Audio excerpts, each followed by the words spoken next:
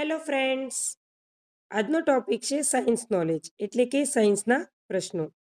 શું તમે જાણો છો કયા પદાર્થમાં કયો એસિડ રહેલો છે? નથી જાણતા ખરું ને કે આપણે દરરોજ જે ખોરાક ખાઈએ છીએ તેમાં કયા કયા એસિડનો સમાવેશ થાય છે? આંબલી, તો આંબલીમાં છે ટાર્ટરિક એસિડ. તેના પછી દ્રાક્ષ, તો દ્રાક્ષમાં પણ ટાર્ટરિક એસિડ આવેલો છે. દહીં, તો દહીંમાં આવેલું છે લેપ્ટિક એસિડ. છાશ, તો એમાં પણ લેપ્ટિક એસિડ. લીંબુ, તો લીંબુમાં આવશે સાઇટ્રિક એસિડ.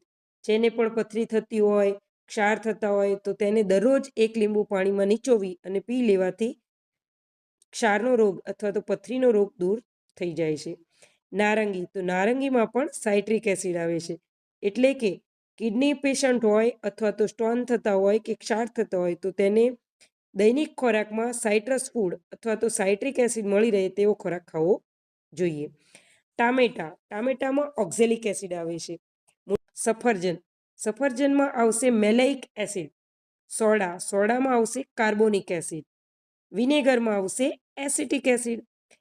એસિટિક એસિડ જે છે એ આપણી પાચન ક્રિયા ઝડપી કરે છે.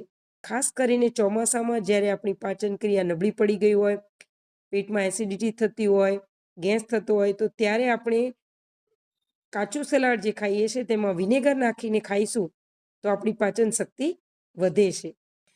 યુરિન, તો યુરિનમાં યુરિક એસિડ હોય છે.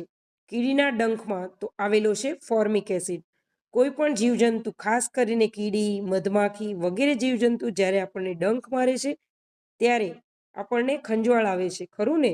તો તે ખંજવાળ જે છે ફોર્મિક એસિડના કારણે આવે છે. તો ખંજવાળને અટકાવવા માટે તેના પર થોડો સોડા અથવા તો ટૂથપેસ્ટ લગાવવાથી આપણને ખંજવાળ મટી જાય છે.